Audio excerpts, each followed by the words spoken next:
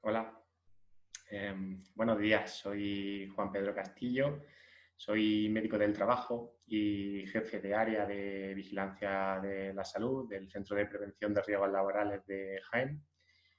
Y en primer lugar me gustaría agradecer al IAP esta oportunidad que nos está brindando para dar la máxima difusión posible al procedimiento de evaluación de personal especialmente sensible, ¿no?, en la Junta de Andalucía. En la presentación, en principio, voy a hablar del procedimiento y después vamos a ver unos casos prácticos para que veáis cómo lo aplicamos, ¿vale? Entonces, voy a compartir pantalla para que veáis la presentación.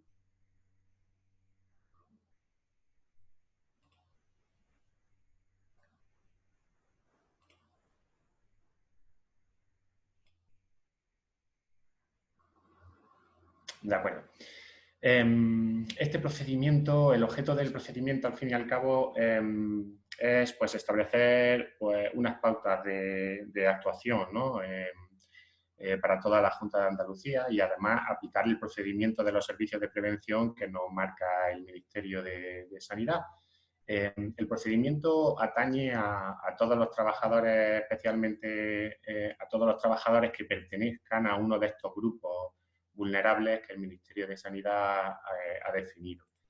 Antes de ir con el procedimiento en sí, me gustaría que vierais un poco cómo hemos llegado hasta el momento actual, ¿vale? Para poder valorar el contexto, todo el contexto. Entonces, el 11 de marzo, la Organización Mundial de la Salud eleva el estado de alarma, ¿no?, a una emergencia de salud pública, a una pandemia internacional. En España se declara el estado de alarma el 14 de marzo y este estado de alarma, como podéis ver ahí, el Ministerio de Sanidad lo marco en amarillo, porque este estado de alarma dota precisamente al Ministerio de Sanidad de unas competencias excepcionales, ¿no?, para dictar normas e instrucciones. Podríamos decir que en este momento, en este estado de alarma, el Ministerio de Sanidad es el que marca la nueva legalidad, por así decirlo, ¿vale? Y en concreto, en nuestro campo, en el sector de la prevención de riesgos laborales, el Ministerio de Sanidad saca un procedimiento, ¿no?, el procedimiento de actuación para los servicios de prevención, cuya última versión es del 30 de abril, ¿vale? Vale. En Andalucía teníamos, lo recordáis, el 11, 12, 13 de marzo se suspende la actividad educativa, la Junta de Andalucía saca una serie de órdenes, ¿no? Entonces se determinan los servicios esenciales en la administración de la Junta de Andalucía. Con carácter general se establece la modalidad no presencial, ¿no?, para la prestación de servicios en la administración general, y tenemos a nuestros trabajadores que llegan a una encrucijada, ¿no?, en el que se pueden encontrar ante dos situaciones que he querido reflejar aquí, ¿no? Un grupo de trabajadores no esenciales en el que, bueno, en principio se les manda a casa, realizan funciones de teletrabajo. En este grupo, por supuesto, hay trabajadores que pertenecen a los grupos vulnerables, habrá trabajadores especialmente sensibles. Y después tenemos otro grupo de trabajadores que son esenciales, especialmente críticos, que sus funciones no pueden desarrollarse desde casa y tienen que seguir trabajando. En este grupo hay también trabajadores vulnerables, pero hasta entonces, y con la evidencia científica que teníamos, estos trabajadores que pertenecían a estos grupos vulnerables rellenaban una declaración responsable y automáticamente también se iban a su casa, ¿vale? Tenemos estos dos grupos. En los dos grupos os marco lo de la IT, incapacidad temporal, para que sepáis que en ninguna de estas circunstancias los trabajadores se encuentran de baja laboral. Es decir, es una decisión, desde mi punto de vista, acertada de personal ante una pandemia que no sabía muy bien la repercusión que podrían traer, y teniendo en cuenta que el Ministerio de Sanidad había dado una reseña sobre una serie de personas o grupos que eran más vulnerables, automáticamente a esta gente se le manda a su casa, pero no están en incapacidad temporal, ningún médico los valoró, ¿vale? Están en su casa por orden de personal. Los grupos vulnerables, yo creo que los conocéis todos, ¿vale? Personas diabéticas, enfermedades cardiovasculares, donde se incluye la hipertensión, enfermedades pulmonares crónicas, inmunodeficiencia, cáncer en fase o en tratamiento activo, embarazo y mayores de 60 años. Aquí quiero hacer una apreciación. Y es que son dos términos que tienden a confundirse, ¿no? Una cosa es un trabajador vulnerable y otra cosa es un trabajador especialmente sensible. Un trabajador vulnerable es un trabajador que en el caso de coger esta enfermedad pues puede tener una peor evolución, ¿no? ¿Qué tenemos que valorar en este tipo de trabajadores vulnerables? Pues valoramos si existe o no unas condiciones en su puesto de trabajo que le permitan realizar sus funciones habituales sin que eleve el riesgo propio de su condición de salud, ¿vale? Entonces, un trabajador vulnerable, y esto es algo que quiero que quede muy claro, no por el hecho de ser vulnerable se va a quedar sí o sí en casa. Por el hecho de ser vulnerable puede trabajar. Lo que pasa es que se le van a valorar si existen unas condiciones que le permitan realizar su trabajo, ¿vale? Unas medidas de prevención, unas medidas de adaptación, unas medidas de protección individual, etcétera. El trabajador especialmente sensible sí que está contemplado en la Ley de Prevención de Riesgos Laborales. El artículo 25, si queréis ampliar, todo el artículo está referido al trabajador especialmente sensible. Pero lo que quiero que quede claro es que un trabajador vulnerable, con una patología de base que le hace precisamente por eso ser vulnerable, adaptándole el puesto, poniéndole unas medidas de protección y aplicando la prevención de riesgos laborales, conseguimos unas condiciones que permiten realizar su trabajo sin que se eleve su riesgo, ¿no?, de la condición de salud propia, con lo cual podría trabajar. ¿Vale? Esto es importante porque hasta el 8 de abril todo trabajador vulnerable se mandaba a casa. ¿Vale? A partir del 8 de abril, el Ministerio de Sanidad, con este procedimiento de actuación de los servicios de prevención, que fue una actualización, nos dijo o nos mostró que había una serie de tablas que se podrían aplicar y que con esas tablas los trabajadores vulnerables no se podrían incorporar, ¿vale?, a trabajar. Entonces, este procedimiento nosotros lo llevamos aplicando desde el 8 de abril, que salió, el día 9 a lo mejor lo empezamos a aplicar. Y hemos visto la desinformación, el miedo que hay en este grupo de trabajadores. Entonces, nos dimos cuenta que era necesario adaptar este procedimiento a la idiosincrasia particular de la Junta de Andalucía, con nuestra organización de la prevención de riesgos laborales, y fue a partir de entonces cuando hicimos nuestro procedimiento. Entonces, procedimiento. ¿Cómo se inicia? Pues se inicia un trabajador que se siente o que está dentro de estos grupos vulnerables, tiene el deber de avisar a la administración de que pertenece a uno de estos grupos vulnerables. Digo el deber porque si este trabajador no avisa a la administración no puede hacer nada para ayudarle, ¿vale? Entonces, este trabajador vulnerable, a través de una declaración responsable, que viene el anexo 2 de esta resolución, ¿no?, de la Secretaría General, comunica a su responsable al responsable de la unidad administrativa, ¿no?, su situación. A este responsable, estamos hablando de un jefe de servicio, una dirección de centro, cuando le llega esta petición, valora si este trabajador puede hacer sus funciones teletrabajando, ¿vale?, desde su casa. Si puede hacer estas funciones desde su casa, fin del procedimiento, se queda en su casa trabajando y ya está, ¿vale? Estamos hablando de trabajadores vulnerables. Que esta persona responsable de la unidad administrativa entiende que para hacer su trabajo necesita tener a este trabajador presencialmente, pues entonces el procedimiento avanza, ¿vale? Entonces, el procedimiento se inicia lo puede iniciar el propio interesado como trabajador vulnerable, y está la opción de oficio. La opción de oficio está sobre todo pensada para que la administración, en el caso del que el Ministerio de Sanidad pues, saque una nueva actualización y de buena primera cambie sus criterios de qué son o qué no son personas vulnerables, pues que pueda actuar. Imaginaros que de buena primera se quiten las personas diabéticas de este grupo porque se ha demostrado que no suponen un riesgo especial. Pues en esos casos actuaría de oficio, ¿vale? Vale. Esta es la declaración responsable que podéis ver en el anexo 2 de esa resolución.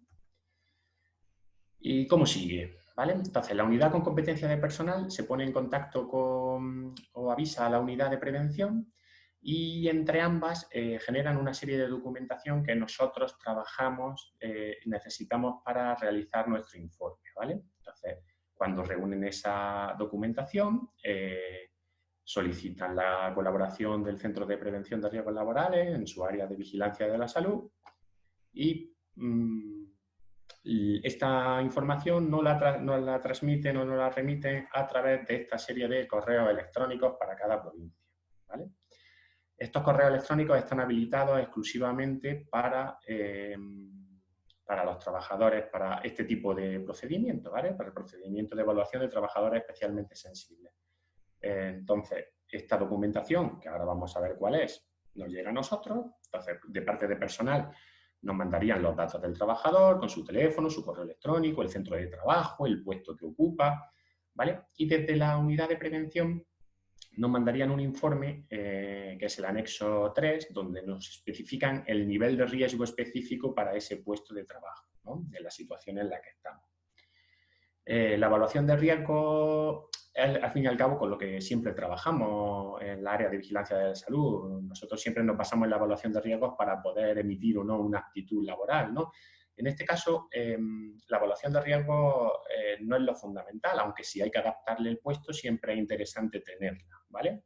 Siempre estaríamos en contacto, esto es una labor multidisciplinar, estaríamos siempre en contacto con las unidades de prevención, prestando ayuda y ellos a nosotros, ¿vale? Y después tenemos los datos que nos da personal, los datos que nos da la unidad de prevención y después los informes clínicos que no deben pasar por personal. Son datos sensibles y que los propios trabajadores nos van a remitir a nosotros a través de este mismo correo electrónico, ¿vale? ¿Cómo nos lo remiten? Pues ponen en el asunto solicitud ES, de especialmente sensible, más su nombre y apellidos. Dicho esto, me gustaría hacer un receso aquí diciendo que, por favor, los informes clínicos no hace falta mandarlos lo primero, ¿vale? Que primero se tramite la declaración responsable, que se le dé a la unidad de personal, porque si la unidad de personal decide que puedes teletrabajar, pues el procedimiento se acaba y no es necesario que ya nos hayan mandado los informes médicos.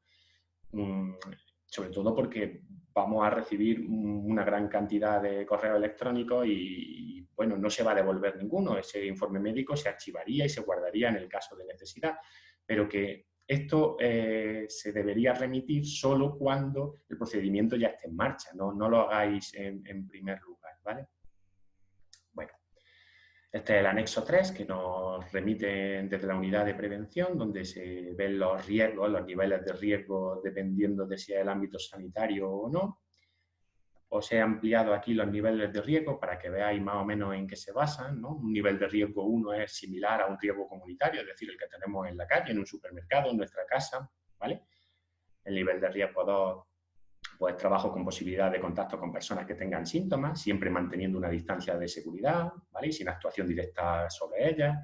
Un nivel de riesgo 3, sí que hay una intervención directa sobre la persona sintomática, con un EPI adecuado, por ejemplo, personal sanitario, ¿no? O gente que no pueda guardar esa distancia de seguridad y esté más de 15 minutos con una persona.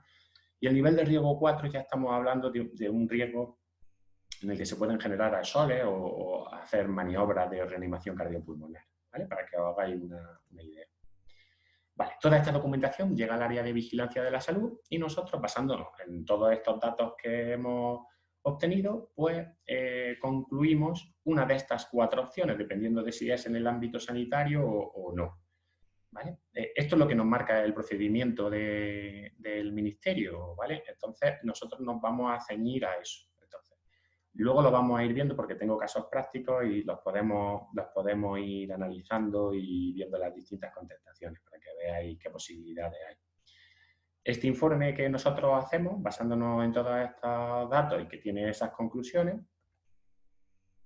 ¿vale? Esta es una de las tablas en las que nos basamos, luego lo vamos a ver. Desde el área de vigilancia de la salud emitimos este informe y este informe llega a la unidad de personal. La unidad de personal lo coge y se lo da al trabajador. Intenta cumplir las medidas de adaptación y las medidas preventivas que hay en ese informe Y si se pueden cumplir, pues el trabajador vulnerable se incorpora a trabajar, ¿vale? ¿Que no se pueden cumplir esas medidas de prevención? Pues entonces estaríamos en el caso de que, pues en el anexo 4, ¿vale? No se pueden cumplir esas medidas de adaptación, el trabajador que es considerado vulnerable pasaría a ser un trabajador especialmente sensible porque el puesto de trabajo le puede repercutir de manera negativa. Entonces, tramitaríamos lo que se llama la incapacidad temporal, ¿vale? Y aquí tendríamos dos posibilidades. Una población general de administración, de trabajadores de administración general, ¿no? En el que se completa este anexo 4 que ahora veréis, que al fin y al cabo son los datos y decir, bueno, tramitar una incapacidad, ¿vale? Son datos más internos nuestros que otra cosa. Se completa el anexo 4, se adjunta el informe de riesgo que nos ha dado la unidad de prevención y se le da al trabajador esto para que lo tramite directamente con su médico de cabecera, ¿vale? Ese en el caso de una población general. En el caso de residencias de mayores y centros de discapacitados, igual se completa el anexo 4, se adjunta el informe de riesgo, pero nosotros lo que hacemos es, en vez de darle esta documentación al trabajador,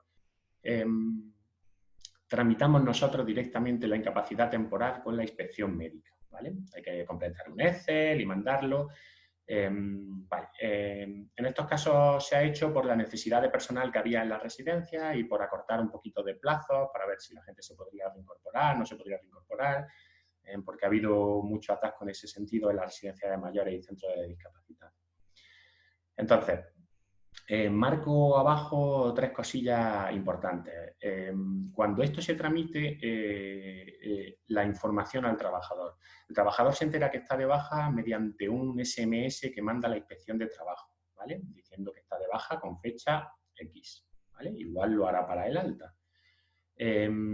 Si el trabajador necesita entregar un parte de baja en su centro de trabajo, en el momento que reciba el mensaje, al día siguiente o a los 2 días, su médico de cabecera lo va a tener colgado en su sistema. Entonces, llamando al médico de cabecera, se puede imprimir y entregar el parte en la empresa. Con respecto a la retroactividad, normalmente cuando nosotros consideramos a una persona especialmente sensible, empieza a contar en el momento que se emite un informe. Pero el INS sacó una nota aclaratoria diciendo que se permite una retroactividad hasta fecha 10 de abril. Anteriormente ya no, ¿vale?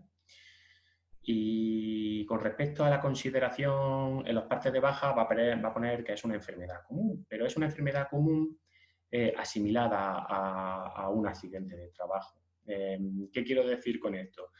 Pues que hay diferencias, es decir, en una enfermedad común los 3 primeros días de esa baja corren a cargo del trabajador, del día 4 al día 20 se cobra el 60% de la base reguladora y a partir del día 21 se cobra el 75% de la base reguladora.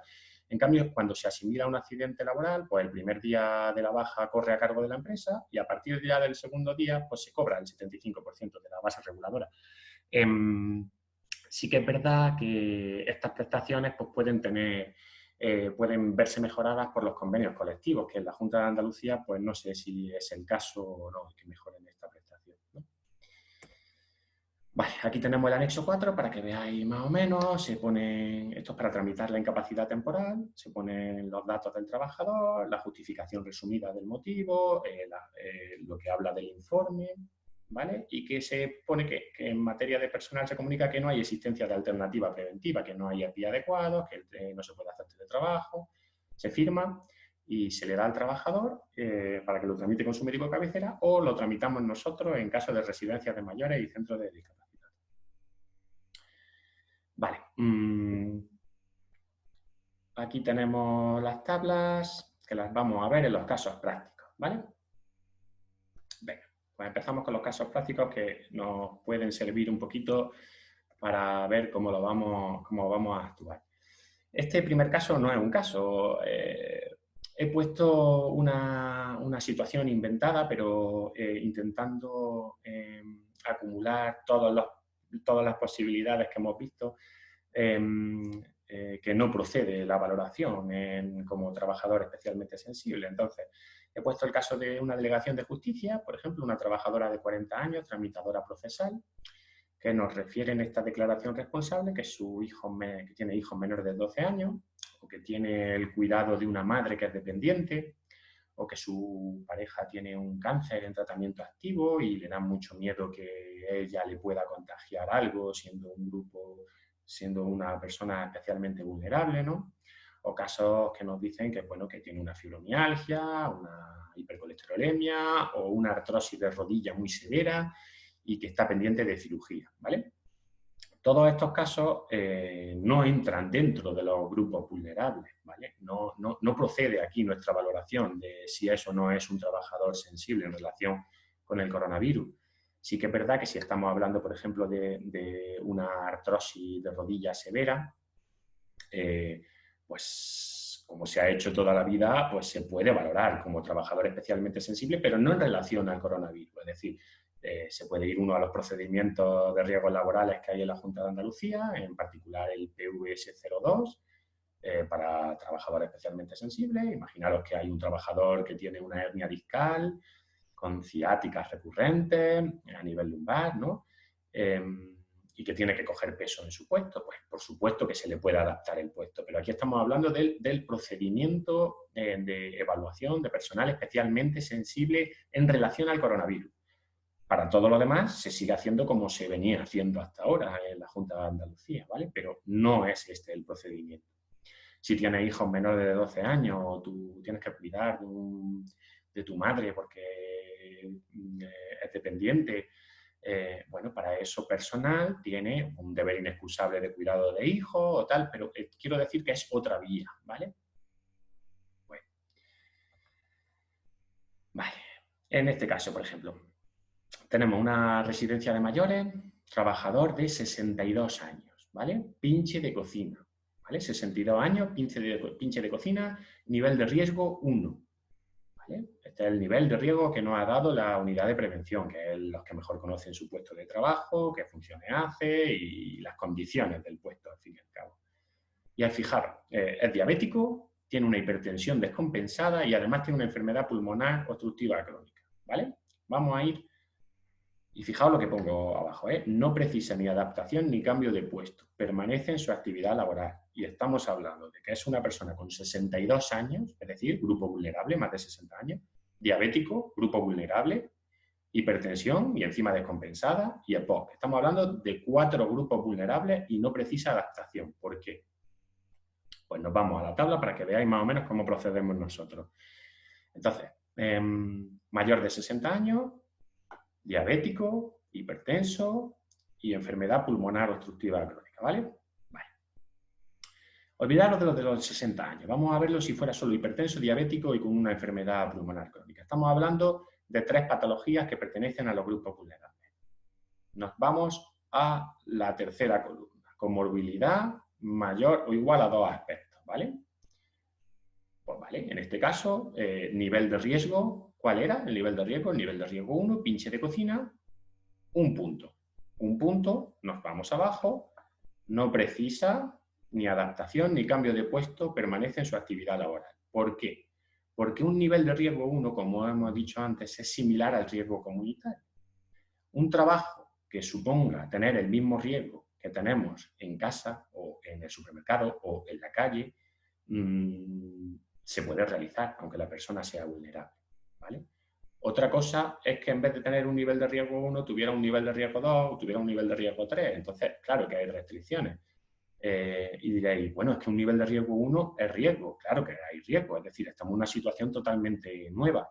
Hay riesgo en nuestra casa, nos quitamos las zapatillas al entrar, hay riesgo en los supermercados, hay riesgo en la farmacia, hay riesgo en la calle, no nos dejan salir, estamos en un estado de alarma, claro que hay riesgo, pero si el nivel de riesgo es el mismo fuera que en el propio trabajo, estamos en igualdad de riesgo, con lo cual se puede trabajar. Y fijaos que estoy hablando de una persona hipertensa, diabética y con una enfermedad pulmonar crónica. En el caso de los mayores de 60 años, fijaros, una persona mayor de 60 años simplemente por tener patología y ser hipertenso y estar descontrolado, ¿vale? Nos daría una puntuación de 4, dependiendo de los niveles de riesgo, pero con un nivel de riesgo 1, nada, ¿vale? Vamos a ver otro ejemplo. Un momentito. Perdón, que me he saltado. Residencia de mayores. Trabajadora de 48 años, auxiliar de enfermería. ¿Vale? Los auxiliares de enfermería tienen un contacto muy estrecho con los abuelillos de la residencia, no pueden guardar la distancia de seguridad, están más de 15 minutos con ellos, con lo cual entiendo el nivel de riesgo 3. ¿Vale? Esta mujer tiene un cáncer de mama que precisó cirugía y radioterapia en 2018.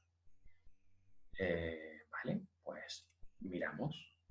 Tenemos una trabajadora con un cáncer, en este caso sí que tiene un tratamiento activo porque seguía con tamoxifeno a fecha actual, con lo cual cáncer en tratamiento activo, patología controlada, en principio la tiene controlada, nivel de riesgo 3, pues vamos y nos da 4 puntos, ¿vale?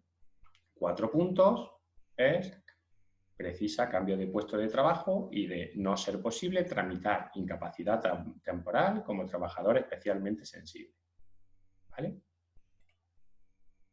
Entonces, ¿qué os quiero contar aquí? Bueno, aquí está bastante claro, era una mujer que estaba con un cáncer antiguo, en 2018 se acabó su tratamiento, la cirugía y tal, pero ha seguido con un tratamiento con el tamoxifeno hasta fecha actual. Pues sigue con tratamiento activo, se le tramita su incapacidad temporal, ¿vale? Porque tiene un nivel de riesgo. Si tuviera un nivel de riesgo 1, podría trabajar, ¿vale? ¿Qué quiero deciros aquí como apreciación?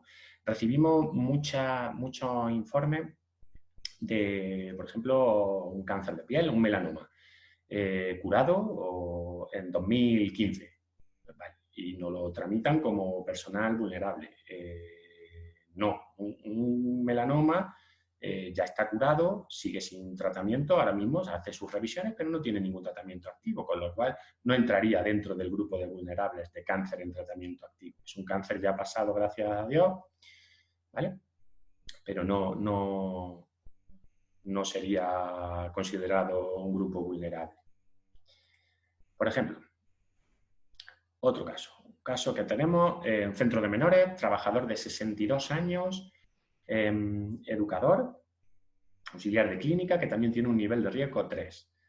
Este trabajador nos comenta que tiene unas cifras del antígeno prostático muy elevadas y que tiene pendiente una cita con urología.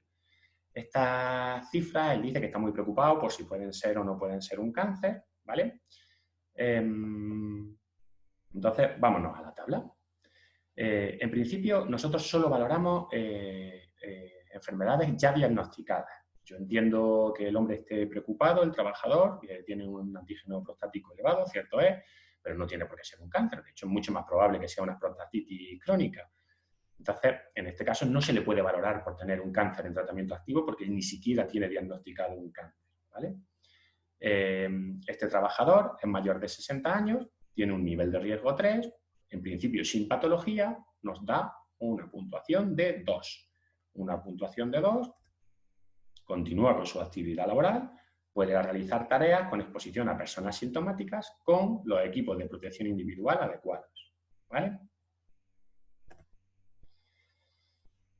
Vale. Sí que quiero comentar otra cosilla, y es que en el caso de considerar a un trabajador o tener dudas, quiero que sepáis que nosotros siempre nos ponemos del lado del trabajador. Es decir, si tenemos dudas de si la hipertensión está o no está controlada, imaginaros un trabajador hipertenso que ha estado cambiando de medicación y que no estamos seguros si tiene o no tiene un buen control o si está o no está compensada esa patología, siempre le vamos a poner el estado más desfavorable para poder protegerlo en mayor medida, ¿vale?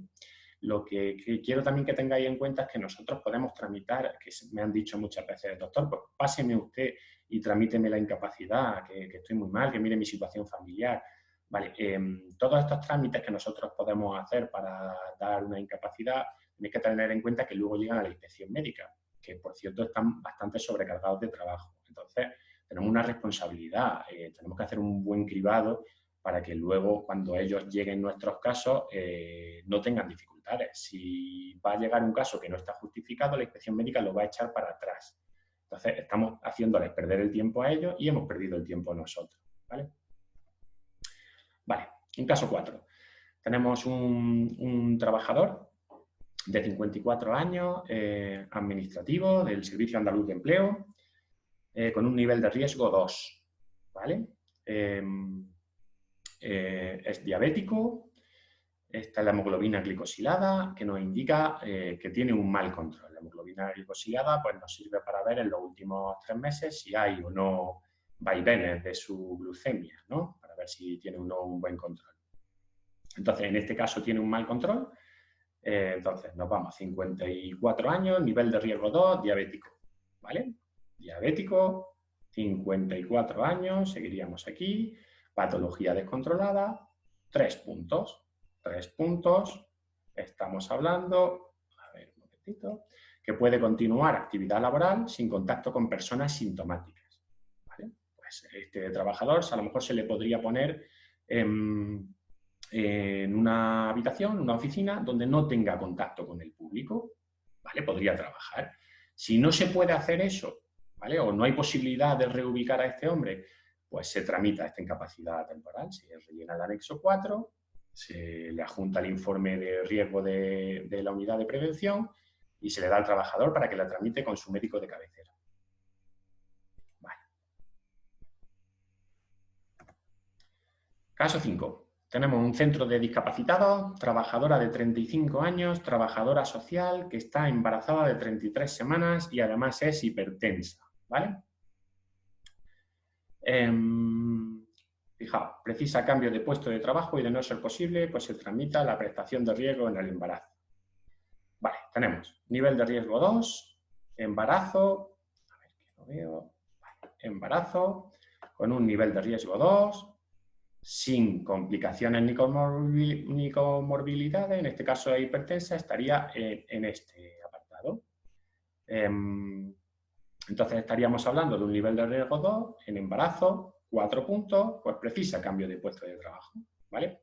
Pero para que veáis que estas tablas son muy objetivas, nosotros nos basamos, puede haber cierta duda, a lo mejor ya os estoy diciendo, de si está o no está descompensada la patología, dependiendo de los informes que nos faciliten los trabajadores, pero que en caso de duda siempre tendemos a ponernos del lado del trabajador, ¿vale?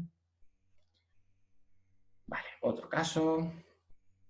Vale, en este caso tenemos que se nos solicita una valoración como trabajador especialmente sensible. Se inicia el procedimiento, pero por lo que sea hay un cambio de opinión y el trabajador piensa que ya no quiere que se le valore, pues porque pierde dinero estando teletrabajando, porque no puede hacer guardias, etcétera, etcétera. Entonces nos emite una solicitud de renuncia, ¿vale? Esto ya nos ha pasado en varias ocasiones y por eso lo comento.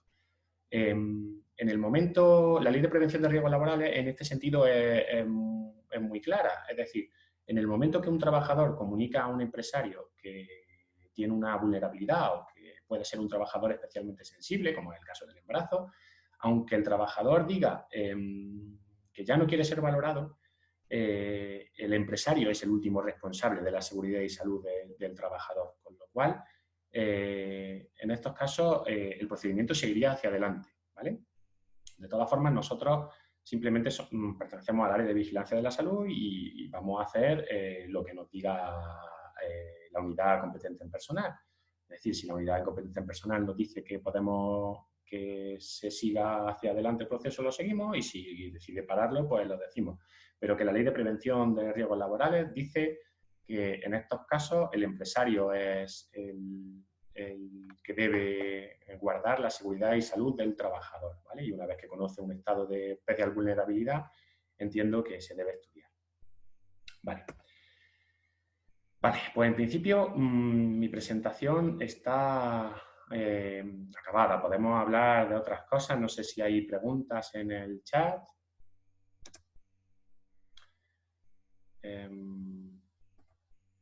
Si no, pues os puedo comentar cualquier cosa. A ver, un momentito, que voy a mirar. Vale. Mirad, por ejemplo, aquí nos están preguntando que dónde se puede conseguir ese anexo, ¿vale? que si lo tienen en el servicio de personal. Bueno, el servicio de personal, claro que lo tienen. De hecho, en la propia presentación, que si hace falta yo la cuelgo, viene la resolución, ¿vale? Del 12-13 de marzo, donde vienen esos anexos. Uno se lo puede descargar, no hay ningún problema. Es un documento muy fácil de conseguir. Y si hiciera falta, hasta solicitándonos a nosotros mismos, lo podemos facilitar, ¿vale? Después nos preguntan que si la edad superior a 60 años únicamente deriva sin más en teletrabajo, si el puesto lo permite. Si el puesto lo permite, de 60 años, de diabéticos, de hipertensos, ¿vale? Hubo una mesa de negociación este viernes en el que se estuvo hablando de cómo debe ser la reincorporación y se estuvo hablando de las personas vulnerables. Entonces, todo el grupo de personas vulnerables, cuando rellene esta declaración y se mande a la unidad de personal, es la unidad de personal la que decide si este trabajador puede realizar o no puede realizar sus funciones teletrabajo, ¿vale? Si es una persona mayor de 60 años o de cualquier otro grupo de personas vulnerables que puede realizar su trabajo en casa, automáticamente se va a casa y se acaba el procedimiento. Eso sí lo he dicho, más cositas, vamos a ver. En caso de hijos menores, se ha elevado la edad a 14 años, ¿es correcto? Sí, es verdad, puede ser, me suena haberlo leído a mí también. Ya os digo que esto no compete tanto al área de vigilancia de la salud ni a este procedimiento, es más tema de personal, pero creo haber leído lo de los 14 años. Buenos días. ¿El nivel de riesgo lo valora y determina el servicio de prevención siempre? Sí, el nivel de riesgo lo valora y lo determina el asesor técnico que hay en la unidad de prevención de cada delegación. Son técnicos especialistas en ergonomía, psicosociología, en seguridad, en higiene, y son gente muy válida para valorar el nivel de riesgo. Conocen perfectamente el puesto de trabajo, tienen una evaluación hecha y se da ese nivel de riesgo, que como veis es bastante importante. Según ese nivel de riesgo, pues puede haber una situación u otra, Cuando el trabajador pertenece simultáneamente a varios grupos de riesgo, ¿no se suman de alguna forma los valores para obtener un nivel de riesgo superior? Vamos a ver, el nivel de riesgo no tiene nada que ver con la patología que se tenga. El nivel de riesgo es el nivel de riesgo que tiene un trabajador por el simple hecho de desarrollar su trabajo en su puesto, ¿vale? Sí que es verdad que cuando uno padece o está en varios de estos grupos vulnerables, no hay un sumatorio, sí que hay una última casilla que la podéis ver aquí, que lo tengo de fondo, cuando hay una comorbilidad, es decir, cuando hay más de 2 o más aspectos de esta primera columna, pues se puede valorar. Pero vamos, como veis, no hay mucha diferencia tampoco. Estos son las órdenes que nos marca el Ministerio de Sanidad, no es algo que nosotros hagamos. Quiero que sepáis que cuando a nosotros hablamos de cualquier tema de estos con los trabajadores y nos llaman mucho, nos ponemos en el lugar de ellos, tenemos empatía, tenemos corazón, pero simplemente estamos cumpliendo lo que nos marca el Ministerio de Sanidad. Entonces, os he dicho que el Ministerio de Sanidad en este estado de alarma pues constituye como la nueva legalidad, por así decirlo, ¿no? Vale, más preguntitas. Pero ¿no se contempla el teletrabajo en vez de la baja? Por supuesto que se contempla el teletrabajo en vez de la baja, es lo primero que se contempla. Cuando uno llega y hace su declaración responsable porque pertenece a uno de estos grupos vulnerables, la unidad de personal dice si puede o no teletrabajar antes de seguir el procedimiento, ¿vale? Por supuesto. Lo que pasa es que hay puestos de trabajo, imaginaros a un auxiliar de enfermería. ¿Cómo va a hacer teletrabajo un auxiliar de enfermería? Es imposible, ¿no? O puestos sanitarios, o puestos que estén de cara al público. Pues bueno, se puede intentar adaptar y precisamente los grupos vulnerables pues, van a estar más protegidos y si la organización desde un punto de vista a nivel de la unidad de personal entiende que se puede recolocar a gente que no está en estos grupos vulnerables en primera línea de atención al público y la gente vulnerable en oficinas o despachos sin atención, pues por supuesto, pero claro que prima el teletrabajo a la baja, faltaría más. Vale. Vale.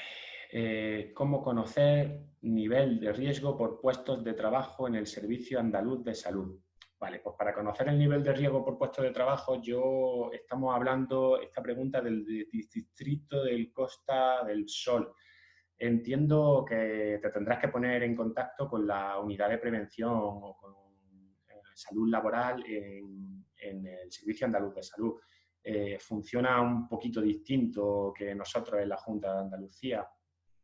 Entonces, ahí no te sé decir, pero el técnico de prevención del SAS te puede informar perfectamente de esos niveles de riesgo porque sigue el mismo procedimiento que nosotros, ¿vale? Más preguntitas. A falta de test, si se indica un nivel de riesgo 1, sin contacto con personas sintomáticas, y hubiera contacto con un asintomático, ¿sería correcto un nivel de riesgo 1? Una pregunta un poco, no sé, no la llevo a entender bien. Creo que estamos hablando que como no se están haciendo test, no sabemos exactamente el nivel de inmunidad o de contagio que puede tener una persona. Lo que está claro es que una persona asintomática, aunque tenga el virus, lo va a contagiar, su tasa de contagio es muy bajita. Es decir, tenéis que tener en cuenta que lo que más provoca que se transmita la enfermedad es la tos, son los estornudos. Si una persona no tiene fiebre, no tiene tos, no tiene síntomas respiratorios, necesita estar a una distancia menor a 2 metros y durante más de 15 minutos como para poder ser un riesgo, con lo cual no os digo yo que estéis dudando en lo del nivel de riesgo 1, pero que el nivel de riesgo está enfocado a cómo puede desempeñar su puesto de trabajo. Y ese tipo de riesgo al que me estás refiriendo lo va a tener también en un supermercado y no está trabajando. ¿Cómo sabes que no te puedes cruzar con una persona que está sintomática? ¿Sabéis a lo que...? No sé si me estoy explicando bien. Vamos a ver. Vale, por favor, ¿puede explicar otra vez la diferencia entre un trabajador sensible y vulnerable? Vale.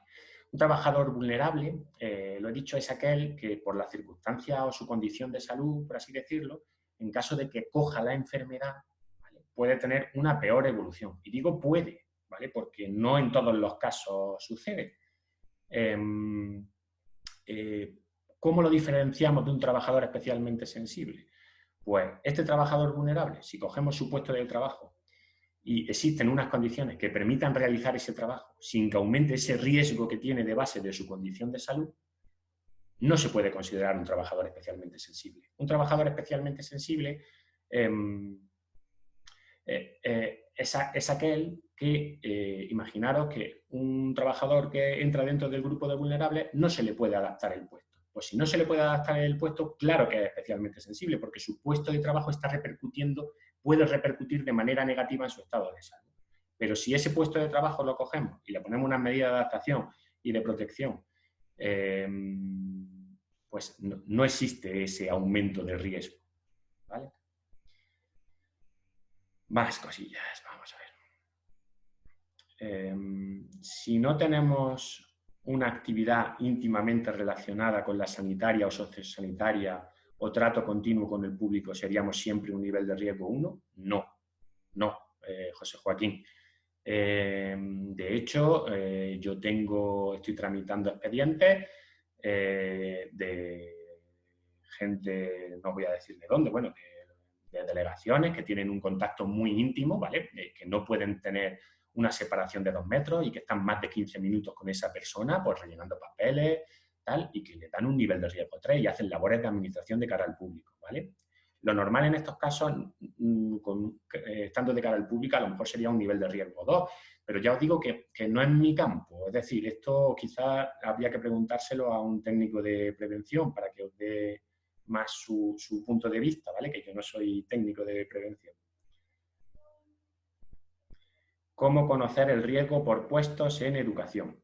Pues, Mari Carmen, te digo lo mismo que le he dicho al compañero del SAS.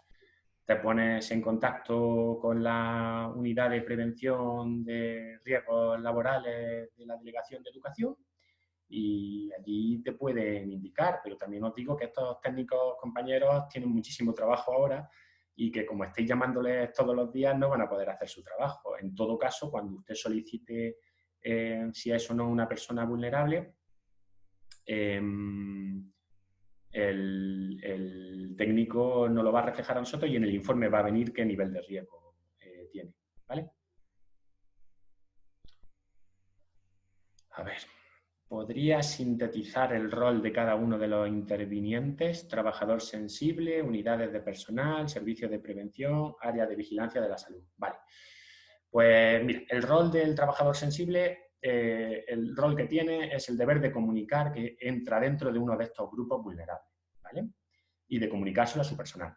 La unidad de personal, su función, al fin y al cabo, es valorar si este trabajador puede o no puede realizar su trabajo de forma presencial. Si no es necesario que este trabajador haga su trabajo de forma presencial porque lo puede cumplir mediante teletrabajo, se va a su casa, ¿vale? El servicio de prevención. El servicio de prevención, la unidad de prevención, lo que tienen que hacer es su evaluación de riesgos del puesto de trabajo y darnos el anexo 3 con el nivel de riesgo, ¿vale? Y el área de vigilancia de la salud, con toda esa documentación, emitimos un informe y en ese informe hay unas conclusiones de adaptación y de qué hay que hacer o no hacer. Vuelve a llegar ese informe a la unidad de prevención, a la unidad de personal, y se intenta adaptar el puesto. ¿Que se puede adaptar el puesto? El trabajador continúa. ¿Que no se puede adaptar el puesto? Se tramita una incapacidad temporal. Vale. Pues me comentan que no hay mucho más tiempo.